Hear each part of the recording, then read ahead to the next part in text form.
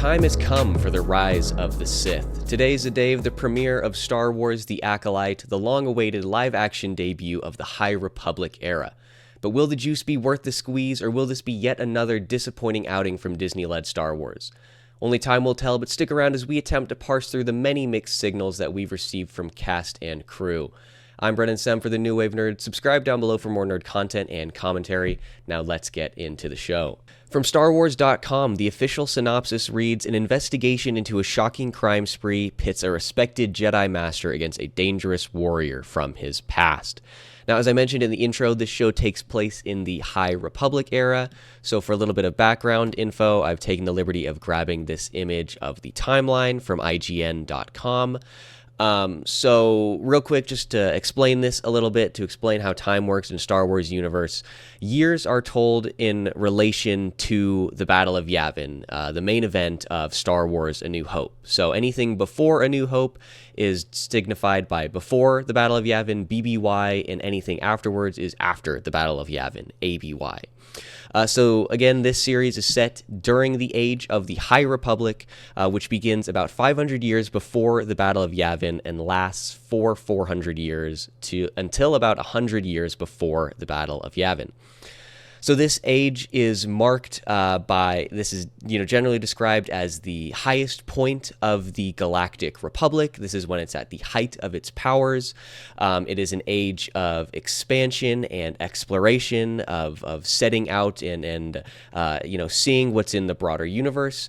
But most importantly, this is a time of peace. The Jedi are spread throughout the galaxy as peacemakers. And this series takes place roughly 100 years before Phantom Menace, so towards the end of this High Republic era. So if we're assuming Revenge of the Sith is 19, let's just say, hypothetically, Phantom Menace is 32 years before the Battle of Yavin. Is that really true? Is Darth Vader only 30 years old during A New Hope? Nah, I mean, he wouldn't be 30 years old, he'd be like 40, but still, that's insane. Anyways, so Phantom Menace, The Acolyte, 100 years or so before the Phantom Menace, and this chronicles the rise of the Sith. So this is the beginning of what would eventually lead to the fall of the Jedi, the events of the prequel trilogy, and then the subsequent reign of the Empire, and all of the events that we know of, right? So as I mentioned at the outset, this is a time period, the debut of which has long been awaited by fans. It's a period that has been explored moderately well throughout the course of written material. There have been extended universe novels, and in more recent years, Disney has actually put forth their own High Republic line, which includes novels, young adult novels, and comic books. The first of which I actually have, the first trade paperback. I'm kind of holding it here. I have the first and second one. I thought it was an interesting story and one that I would definitely like to see explored in live action. I think the Nile, the villain, explored in the beginning there is really interesting, and I think that would be fun to see on screen. And so this is a time period that I personally am really interested in seeing and really interested in exploring on the screen. I've been obsessed with sort of expanding the universe pre the prequel trilogy ever since I found out as a kid that there was more than just the Galactic Republic as it's shown on the screen. There's a veritable treasure trove of history there. There's plenty of source material, and I think there are a large amount of great stories that can be pulled from. And so I'm really glad that we're seeing a series set in this time period in universe. I think that's very fun. I'm glad that they have actually decided to take the leap and to move away from the Skywalker saga a little bit in Star Wars. Obviously, the entire Star Wars series and franchise is absolutely amazing, but one complaint that has been lodged by myself and by my father and by many other people is the fact of how it is this massive universe, this massive galaxy, and yet all of the events seem to circle around just this one family lineage, this Skywalker family line, as it's extended undeservedly through Rey. And so I'm glad to see us expanding out a little bit more. And obviously, as it stands in relation to this, and partially for The Mandalorian as well. There are obviously some slight caveats with the comparison to Mandalorian because obviously, spoiler alert for, I think, a 3-year-old season by now.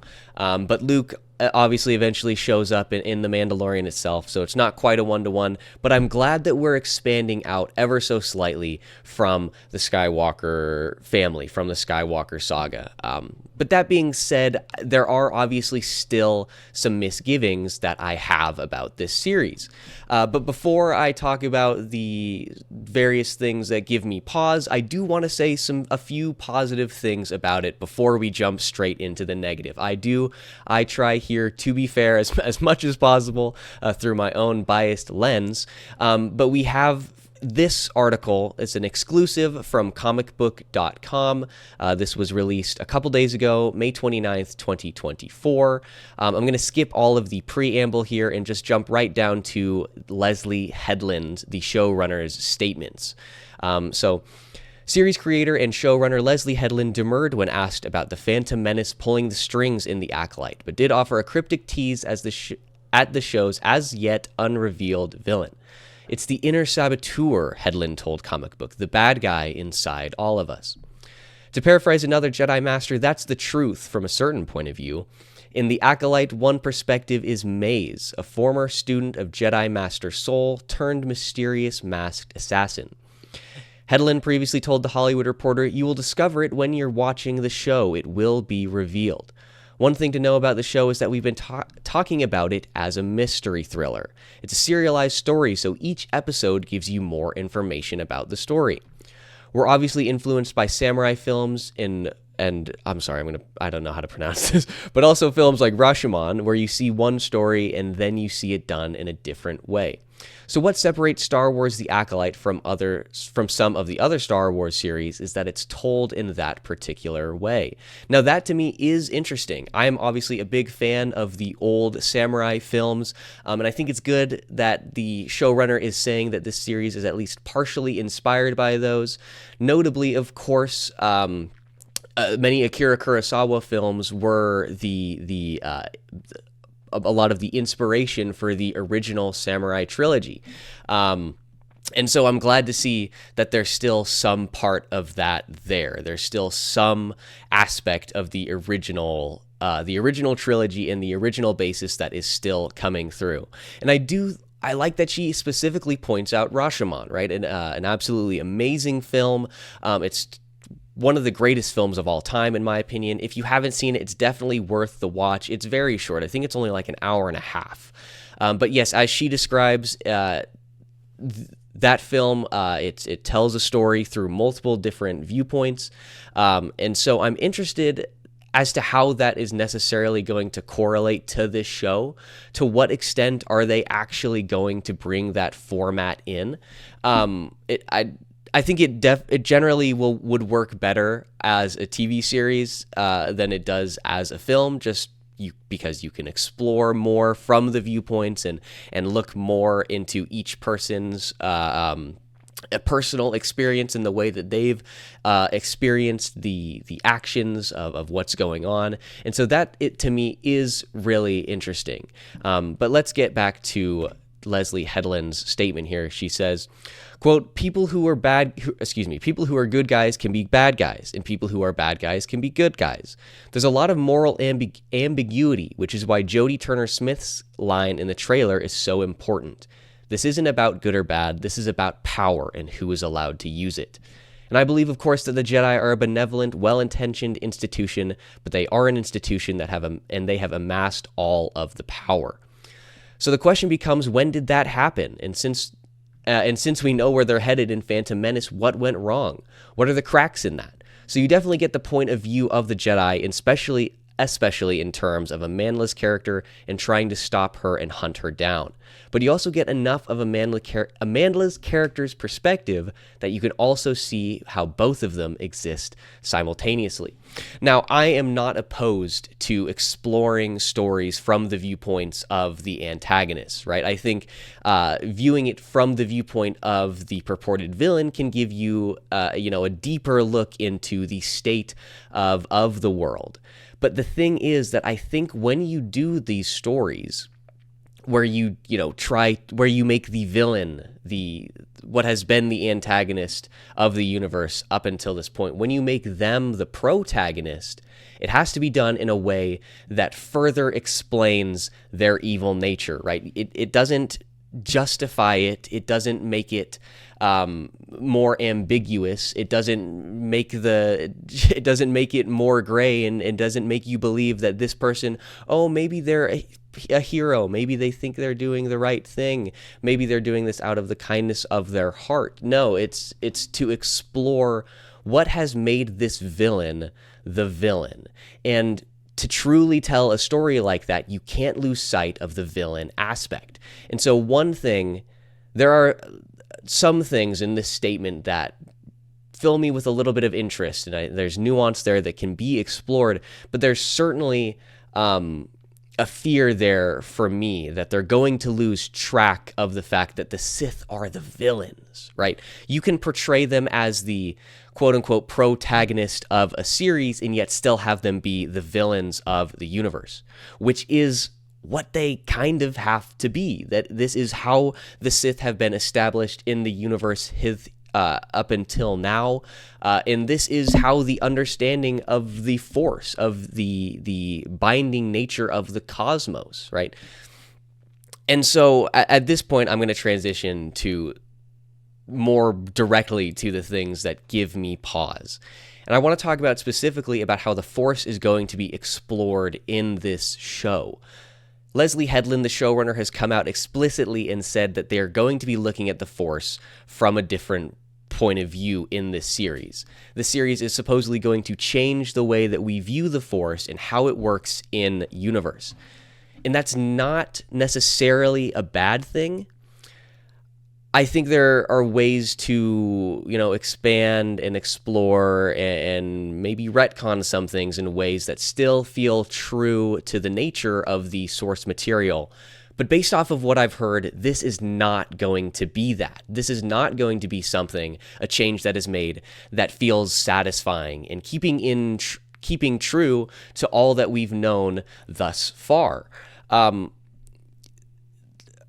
Previously, the Force has been described as that which, binds the universe. It is this unifying force. It exists in all things, in the leaves and the trees and the rocks and the people, right? And up until now, the delineation between Jedi and Sith has always been that the Jedi work with the Force and that the Sith use the Force. That the Jedi seek to understand the will of the Force and work in accordance with it. They do not bend the Force to their will. That is where the dark side draws its power.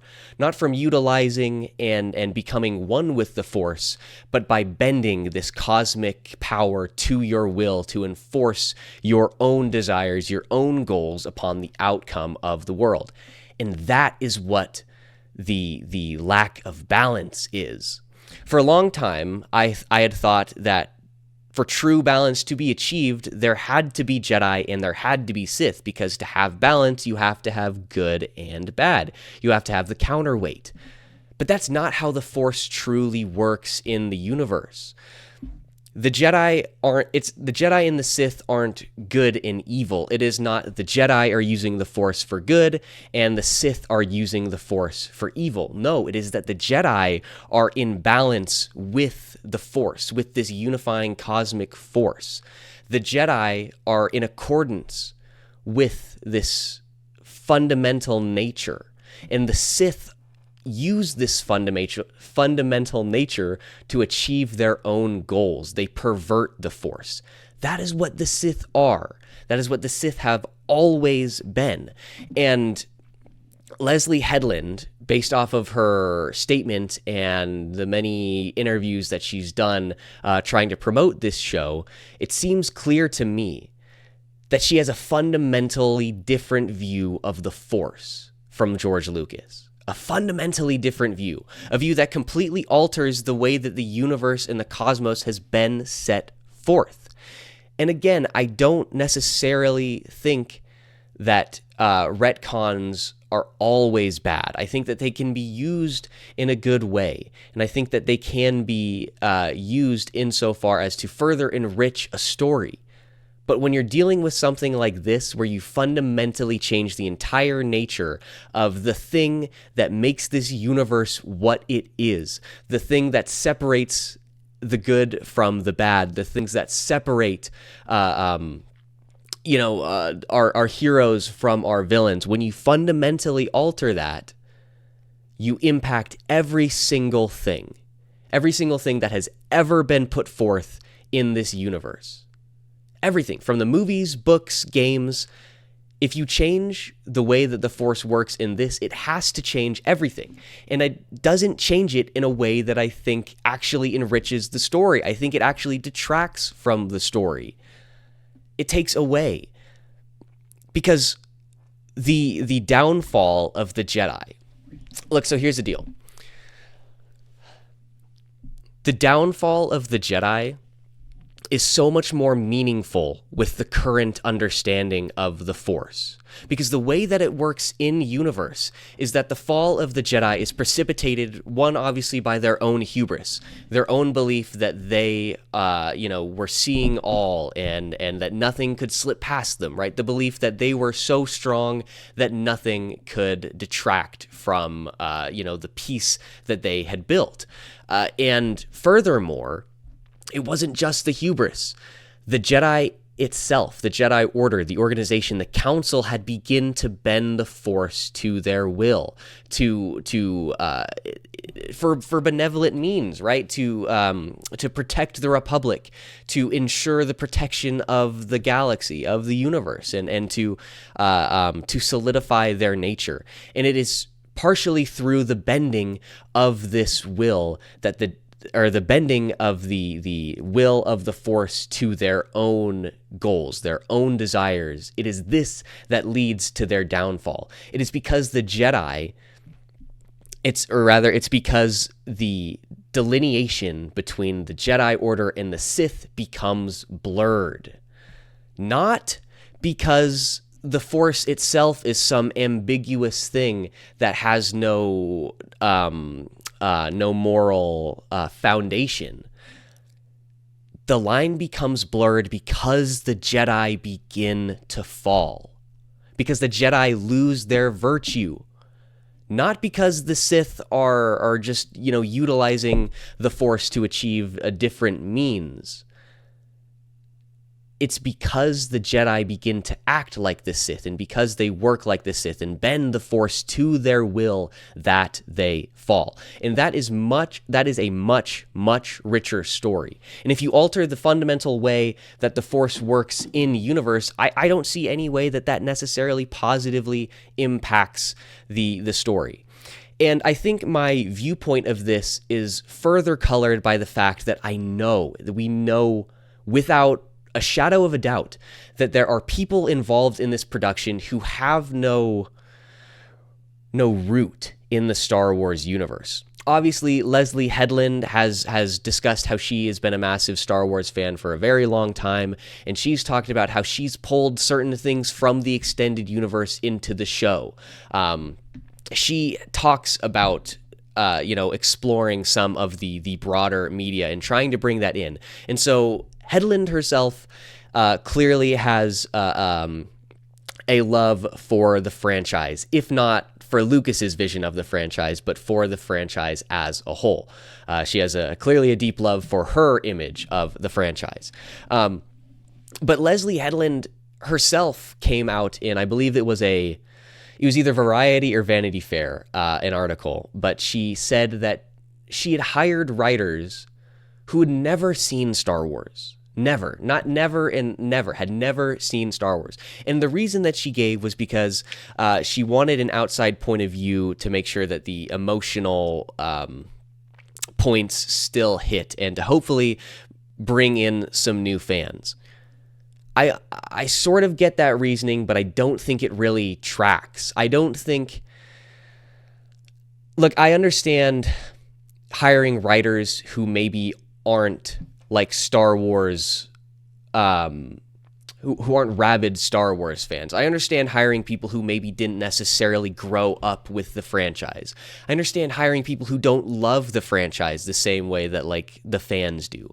I absolutely understand that. There's only so many writers. There's only so many, massive Star Wars fans. But to choose somebody who I don't think who hasn't even seen anything, I think is a little weird. I think you want to have, I would think at least that you would want to hire writers who at least have some vague understanding of what's going on in the universe, a vague understanding of what has happened prior to this. Not prior chronologically, but prior, like what projects have been released prior to this. At least some understanding, right? I'm not saying this needs to be the writing room needs to be filled with people who rewatch the entire franchise every year, or people who saw the original trilogy 50 times as a kid, or people who grew up on the prequels. I don't think that's what I'm saying. All I'm saying is that I think it's weird to not hire people who at least understand kind of what's going on. And furthermore, there are more and more people who clearly just have no idea what's going on in the Star Wars universe at all. And as evidence of this, and evidence in something that makes me really angry, I've pulled an interview from Collider, which is conducted with Dafne Keen, Manny Jacinto, I don't know, and Charlie Barnett, who are all playing in the upcoming series. And I'm just gonna play this. I'm not gonna say anything during. I'm just gonna let it run, and I'll let you guess what part of this makes me a little irritated. Yes.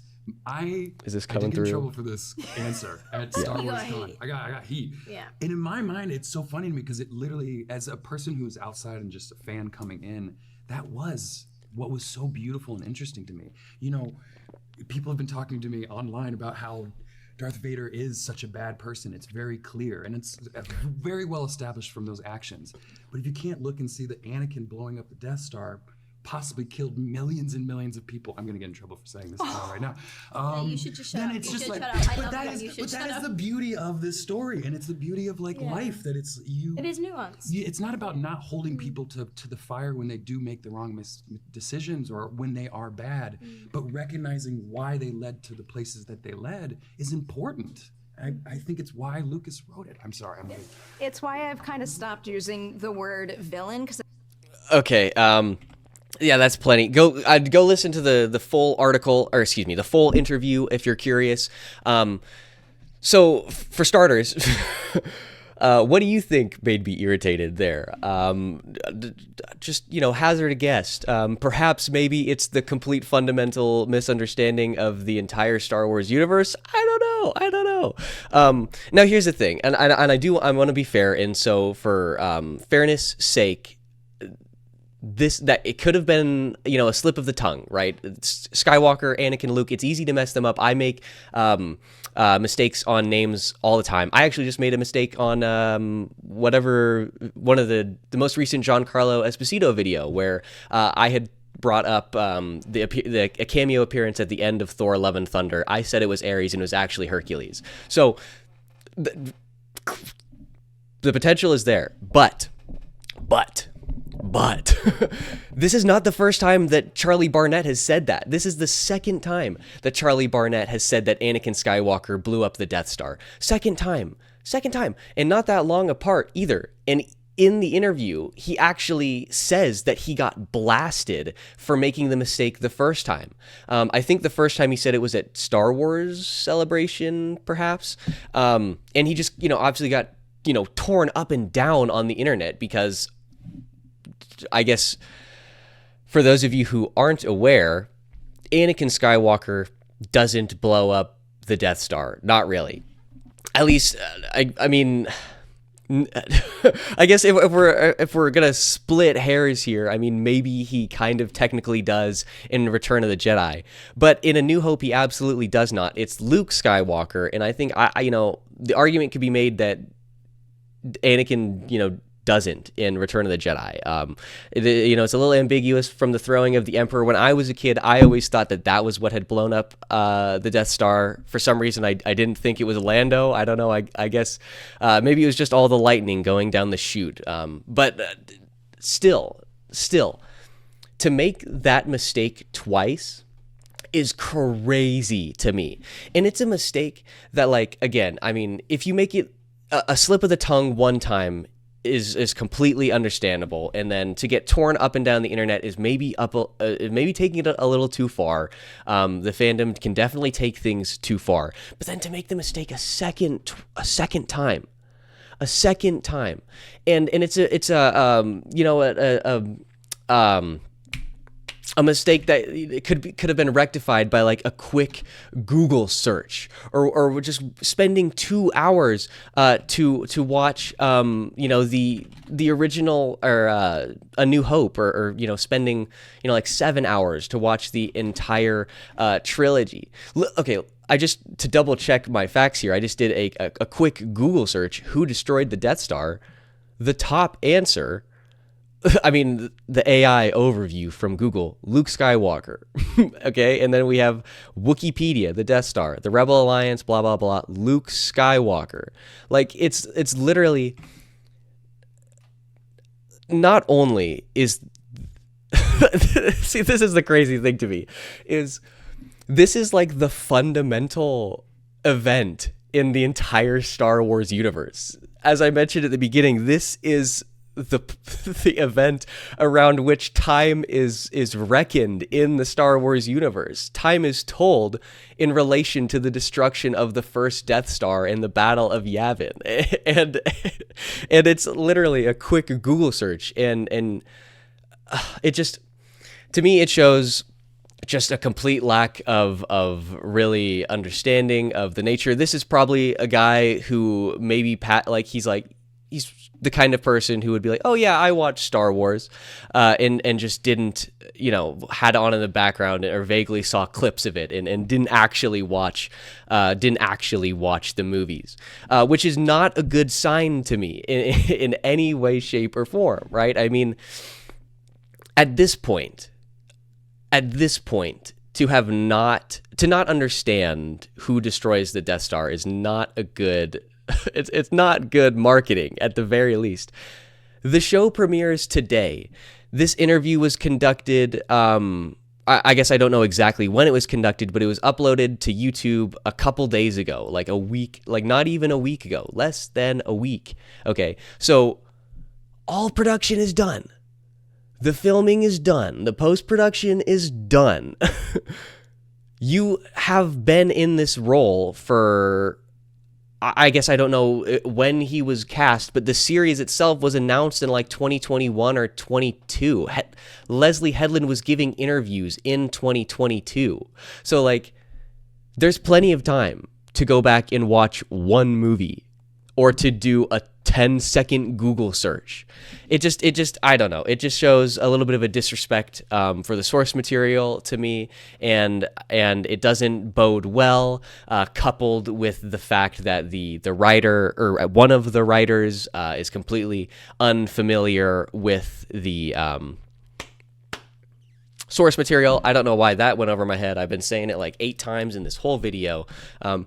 Now, in opposition to that, I do want to point out Dafne Keen in this interview. So why don't I just go back and it's only like, a couple seconds here. Bad person. It's very clear, and it's very well established from those actions. But if you can't look and see that Anakin blowing up the Death Star possibly killed millions and millions of people. I'm going to get in trouble for saying this right now. You should just shut up. It's just like, there we go. That's what it is. Instantly, Dafne Keen, I don't know what she deserves, but she deserves an award of some kind. The immediate reaction of like, you should just shut up. You're saying the wrong thing. You should stop. That I'm glad to hear. And I know Dafne Keen herself is a very avid Star Wars fan. I just read an interview from Entertainment Weekly where she talks about how she watched the original trilogy and the prequel trilogy as a child. I think she said the first time She watched the originals was when she was like 7 years old. So this is somebody who's grown up with the universe, and you can just tell that this is somebody who does care and who does have a level of love for the franchise. And so that is always awesome to hear. And so in honor and for the sake of being fairness, I've dogged on Charlie Barnett for clearly not knowing anything. So now I'm going to praise Dafne Keen for clearly at least knowing the basic information for the Star Wars universe. I'm a big fan of Dafne Keen. I was really glad when she was cast in this. Not a lot of work in her filmography, but I thought she was absolutely amazing in Logan as Laura, as X-23. I hope she appears in further MCU stuff. I just think she's great. And so I do want to, give credit where credit's due. Dafne Keen and Leslie Headland are both very involved in the franchise and presumably have been for a very long time. And so it's not just people who don't care. But I don't know if the number of people who don't care outweighs, the number of people who do care. I just think, especially when one of the people who does care and who does care a lot is putting forth the idea of fundamentally changing the entire universe writ large. If we're being honest here, if Leslie Headland does change the way that the Force works in this, she's not just changing the entire universe, she's changing the actual cosmos. She's changing the cosmology of the Star Wars universe. She's changing the most fundamental thing about the entire franchise. And so I don't know if necessarily the love outweighs the changes and the complete apathy that we're seeing from all of this. But I do just want to go. I've talked a little bit about some of the cast, and so I want to go through the rest of the list here. We have Amanda Stenberg as May. That's actually her there. May, as I understand it, is a Force-sensitive individual whose sister is a former Padawan. I believe her sister is the former Padawan of Lee Jung-Jae's Jedi Master Soul. And I'm really actually pretty interested in exploring what this character is going to do. It seems to me like the understanding of the Force is mostly going to be explored through this character and through another one whom I'll get to in a second. But I'm really interested in seeing what they do. I really like the design of... why don't I just go to the...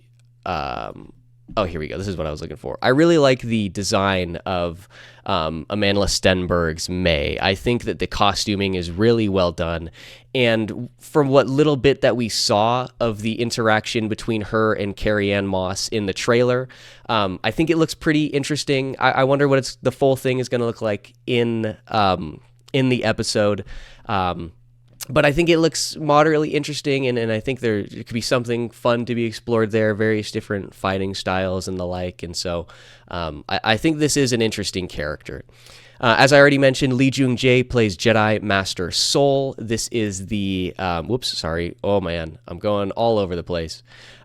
This is the Jedi Master whom the Dangerous Warrior from his past shows up. The complete structure of that sentence was entirely wrong, so don't call me out on that. I'm aware of it. We also have Manny Jacinto as Kimir. I assume that's how that's pronounced, Kimir. He was also in the interview with Dafne Keen and Manny Jacinto. That's him there. We have Dafne Keen as Jecki Lon. This is the Padawan of Jedi Master Soul. And based off of what I've heard about this character, I am kind of interested in what they do here. It seems like there's going to be a pretty interesting interaction between Dafne Keen and Charlie Barnett's character, especially as the trio relate to Jedi Master Soul. I'm really interested in seeing how they portray the Master-Padawan relationship. they've described it as Jecki looks up and admires and tries to emulate Soul through all of her actions. Dafne Keen going so far even to say as in the middle of scenes, she often repositions herself so that her stance mirrors Jedi Master Soul. I think that's pretty interesting. And then we have Charlie Barnett as Yord Fandar. Yord Fandar is a Jedi Knight who is older than Jecki Lon. But the interaction between these two, I think, is going to be pretty interesting. It's described that Jecki is fairly wise, whereas Yord Fandar is a bit of a bumbling dotard. And so I think that's going to be really fun.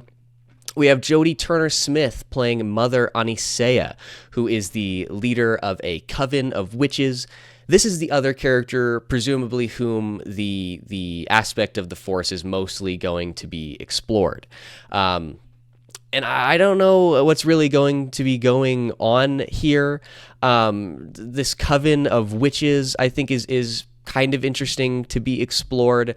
Personally, I think if we're going to explore a group of witches, I think we should explore further, like the Night Sisters with Mother Talzin and the home planet of Dathomir, from which Asajj Ventress and Darth Maul and Savage Opress come. I think that would be really interesting. Granted, we've seen the Night Sisters quite a bit in various forms of media. They've definitely had a fair bit of screen time, especially in the animated TV show, The Clone Wars, especially in that, the Night Sisters are shown quite a bit. And some really interesting arcs, cannot recommend those enough. Not my favorite story arcs in the Clone Wars series. That has to go to the Battle of Umbara. But yeah, definitely the Night Sisters and exploring the relationship between Asajj Ventress and Count Dooku and Mother Talzin is really, really interesting to me.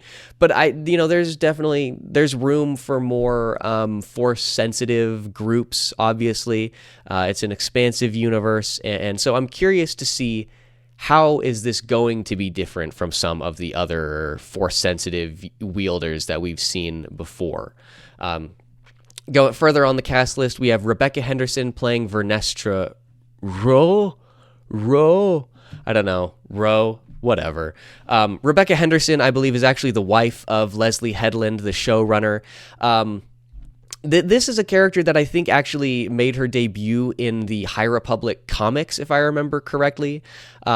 She's got green skin, and I think in the trailer she has this is the character whom has the I don't know what the actual term is called, but like the lightsaber whip. Do they call it what do they call that? I'll have to do some research into that. There's got to be some cool name for that. It can't just be like the saber whip or like the light whip. That's kind of lame. Seems a little on the nose to me, but I don't know. I am interested in seeing more Jedi and more various, like the various weaponry that the Order has. I don't know if I really like that this is the first place where we really see a Jedi wield a true like saber whip. I think it could have been, I guess, I don't know. But I guess my main worry is that it seems to me that Rebecca Henderson is mostly going to be like a side character here, mostly like a secondary or tertiary character, and not going to get as much screen time as some of the other characters that we see here. And so I think if we're going to see a lightsaber whip, I kind of want to see that. I think if you're going to introduce a new weapon, you have to do it the way that it's been done throughout all of Star Wars up until now. You do it through the lens of the explicit villain, right?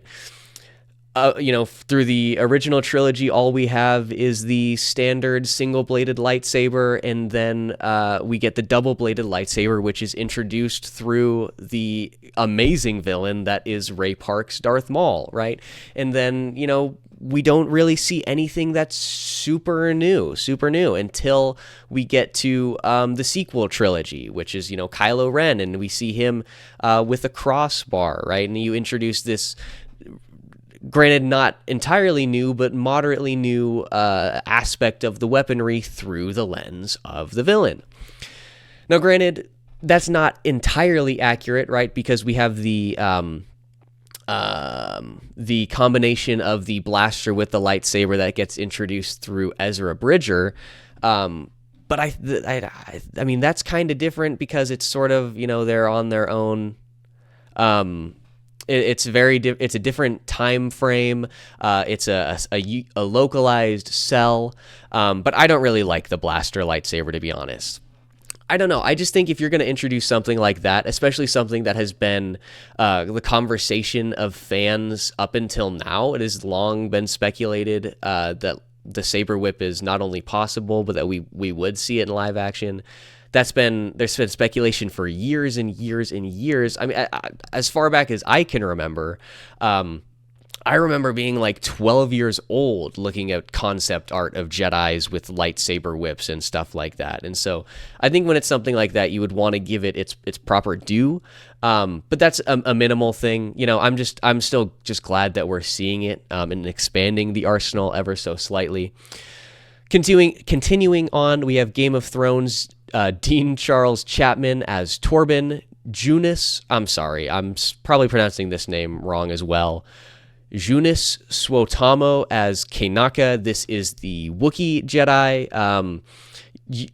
Maybe it's Jonas Suotamo, but this is the actor who has taken over the role of Chewbacca after the late great Peter Mayhew. And then finally, rounding out the cast list, we have Carrie Ann-Moss as Master Indara. Now, Carrie Ann-Moss's character is actually pretty interesting.